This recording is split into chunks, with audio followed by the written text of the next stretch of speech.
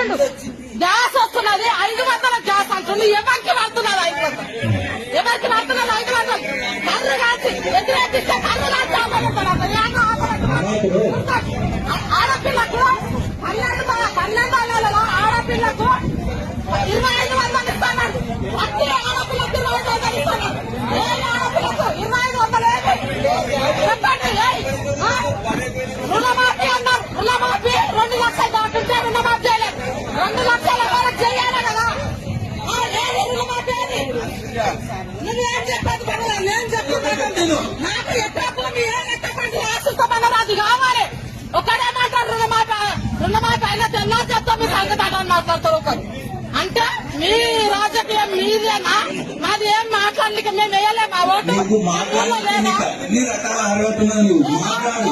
కానీ కాకపోతే నువ్వు మాట్లాడిన దానికి సమాధానం చెప్పేటంత పూర్తి అధికారులు ఎవరు లేరు. అది మాట్లాడమంటే నువ్వు వాడికి స్పీకర్ దగ్గరికన్నా పోయి మాట్లాడడం, ఏడికన్నా పోయి మాట్లాడడం, దాని గురించి ఇప్పుడు మీటింగ్ వచ్చినది వచ్చిందా? నీ పేరు రాలేదా? రాకపోతే నీ పేరు రాలేదంటే ఎందుకు వచ్చింది? ఒకవేళ అరువులు గ్రామాలకు వచ్చిందంటే వీళ్ళు అరువులు కాదు, వీళ్ళకి వచ్చింది వీళ్ళకి తీసేయమంటే తీసేయడం. ఇంతవరకు వీడున్నది. ఆమె ఇచ్చిన దాని గురించి అంటే దాని గురించి ఓ నాడు ధర్నా చేస్తాము, పోదాము, లేదా ప్రసాద్ దగ్గరికి పోయి అడుగుదామంటే అడుగుదాం.